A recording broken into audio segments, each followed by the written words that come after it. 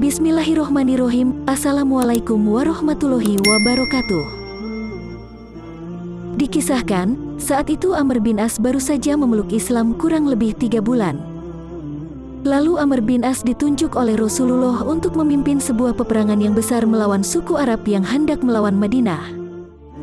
Rasulullah menunjuk Amr bin As sebagai pemimpin dan di dalam pasukan terdapat beberapa sahabat lain seperti Abu Bakar, Umar bin Khattab, Utsman bin Affan, Ali bin Abi Thalib, hingga Zubair bin Awam.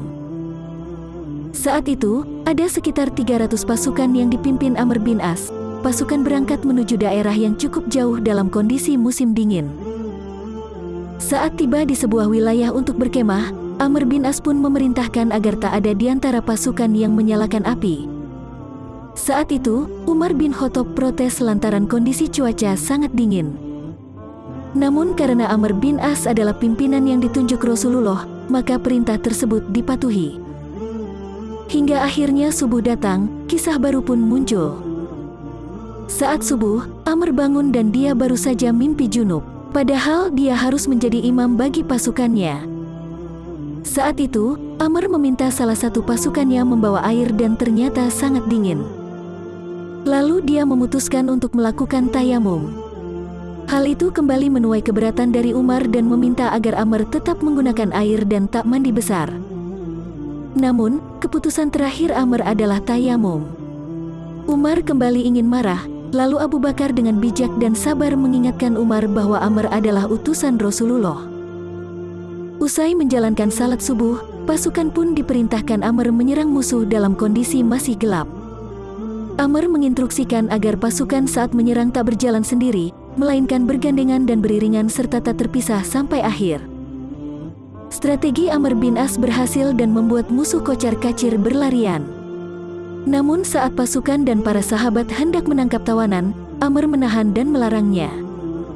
Dia kemudian meminta seluruh pasukan kembali ke Madinah.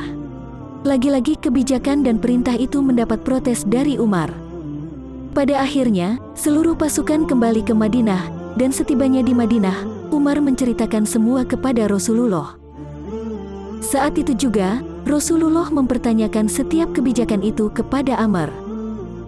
Pada pertanyaan pertama berkaitan dengan larangan menyalakan api, Amr pun menjawab jika itu untuk melindungi pasukan yang jumlahnya tak seberapa dan kalah banyak dari suku yang hendak diserang. Karena ketika menyalakan api, keberadaan pasukan akan diketahui oleh musuh. Kondisi itu pun ditakutkan akan membuat pasukan yang dipimpin Amr bin As kocar-kacir sebelum melakukan peperangan. Hal itu dibenarkan Rasulullah. Lanjut pada pertanyaan kedua, yaitu berkaitan dengan Amr yang junub dengan cara tayamum, sementara dalam kondisi ada air. Amr menjawab jika cuaca sangat dingin, dan ketika ia memaksakan mandi khawatir akan membuat ia tumbang dan sakit. Padahal, ia ditunjuk Rasulullah sebagai pemimpin. Jawaban Amr tersebut pun kembali dibenarkan Rasulullah dan diterima oleh para sahabat. Kemudian berkaitan dengan perintah Amr yang melarang pasukan menangkap tawanan, Amr menjawab lantaran jumlah musuh lebih besar.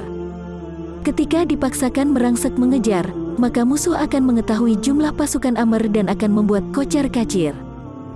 Dia pun menyebut jika pasukan yang ia pimpin sudah memenangkan peperangan dan membuat musuh ketakutan.